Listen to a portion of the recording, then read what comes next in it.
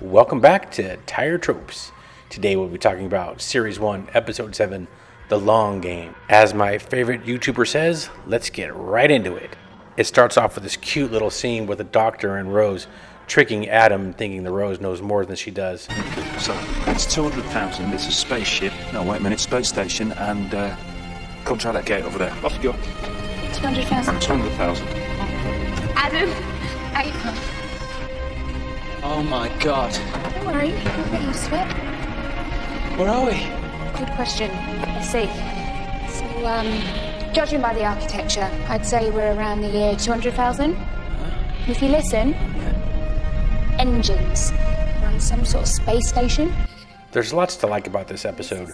I love the episodes of Doctor Who when they're in the future, and this one has lots of future tech, and they're even on a space station. The fourth great and bountiful human empire, and there it is, planet Earth at its height. Covered with mega cities, 5 moons, population 96 billion. The hub of a galactic domain stretching across 1 million planets, 1 million species, with mankind right in the middle. He's your boyfriend. Not anymore.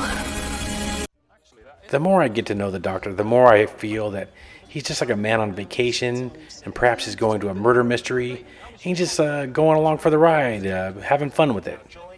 I mean, everybody he sees, everybody he gets involved with is dead by his perspective. He's just going back in the past and seeing a little show.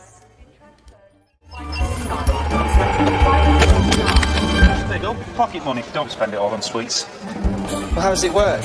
Go and find out. Stop nagging me. The thing is, Adam, time travel's like visiting Paris. You can't just read the guidebook, you've got to throw yourself in, eat the food, use the wrong verbs, get charged double and end up kissing complete strangers. Or is that just me? And here's a couple great scenes with the alien tech. And without the alien tech, it's not sci-fi, it's just a show. And Spike.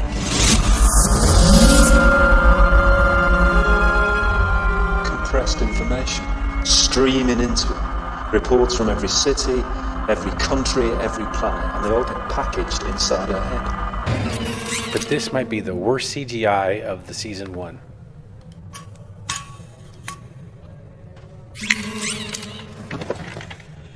Oh my god, I'm gonna miss it. I love how the humans are so stupid that they just, I can't wait to get this floor 15. I can't wait to get to floor 15. Say my name. Say my name. Say my name.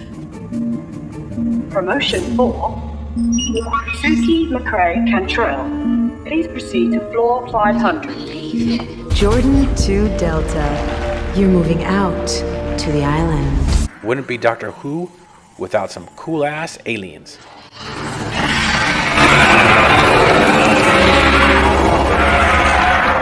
What is that? You mean that thing's in charge of Satellite 5? That thing, as you put it, is in charge of the human race. For almost 100 years, mankind has been shaped and guided, his knowledge and ambition strictly controlled by its broadcast news. I'm as mad as hell, and I'm not going to take this anymore! But this episode is not without its faults either. This character Adam is a total dink. Almost ruins the show. Can't stand him. Oi, Martin Jet, over here.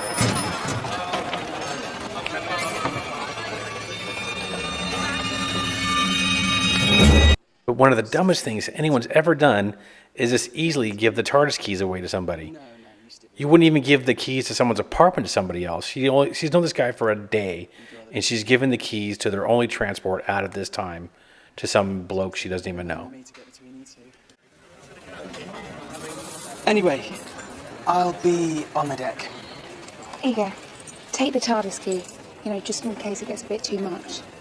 Yeah, like it's not weird in there. All staff are reminded that the 16:40 break session has been shortened by 10 minutes. Thank you. I was so glad they decided to get rid of this guy and not hang on to him.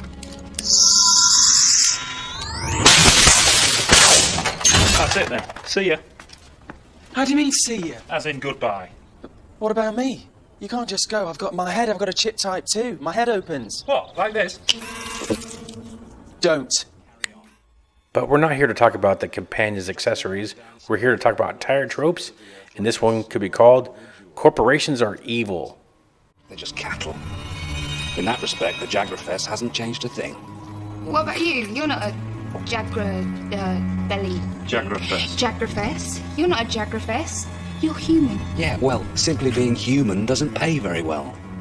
But you couldn't have done this all on your own. No. I represent a consortium of banks. And you must be the Monopoly guy. Hey, thanks for the free parking. Manufacturer to improve his product. Well, dag nabbit, is that not the most tiredest trope you've ever heard of? I can't think of any movies off the top of my head real quickly that showed corporations being evil, but it happens like every movie you see. Yeah, I get that Hollywood writers are all leftist commies and they think that profit is evil, but it's so tired, so tropey.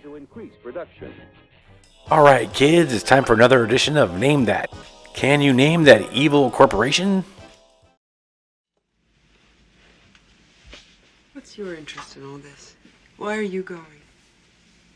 Corporation co-financed that colony along with colonial administration. We're getting into a lot of terraforming now and building better worlds. Yeah, I saw the commercial. You now have 5 seconds to comply. 4, 3, 2, 1. I am now authorizing your physical force.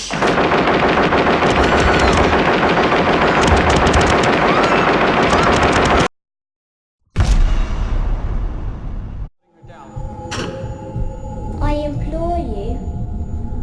Implore away. Please. Please. You're all going to die down here.